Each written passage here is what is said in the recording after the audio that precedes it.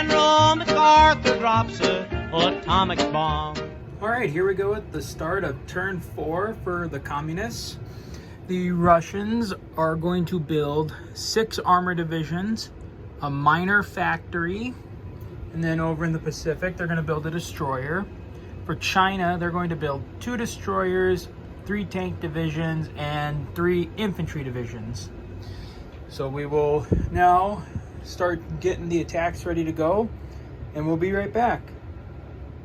All right, and going over attacks, we have this submarine here, which was discovered by the U.S. destroyer during the non-combat phase of the Allies' turn, so they'll have to fight it out. We got the Soviets launching a daring attack into France. We'll definitely see how that goes. This could be a killing blow for NATO. Down here in the Med, the Russian fleet's going to go after this small NATO force off of Malta. Then coming over to Asia, the Chinese are going to launch another advance to try and take Indochina, and they're also going to grab Thailand from Sado, as well as launching an assault against Kiangsu to take back Shanghai, and coming down with an airborne attack supported by fighters and trying to take Shantung back. And then finally up here in the north, the Soviets are gonna try and dislodge the American Marines that landed in the Soviet Far East. So we'll get the rolls done and we'll see how the battles turn out. All right, so wrapping up. So for combat, the Soviet submarine was able to knock out the NATO convoy coming from Canada. The advance into France, while the Russians did a lot of damage, they ended up pulling back because the number of forces was pretty much even, and the Soviets would not have really been able to hold on to France long, so they pulled back.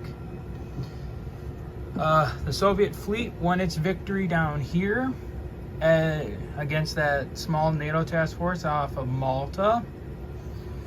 China got Thailand and North Vietnam, and were also able to push out the Sado and American forces that had landed on the Chinese coast, as well as destroying the American Marines in the Soviet Far East.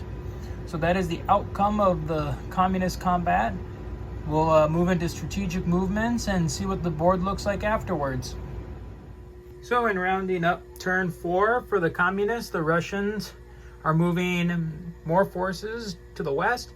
They've also built a minor factory in Germany, so that will give them the ability to deploy forces closer to the front lines.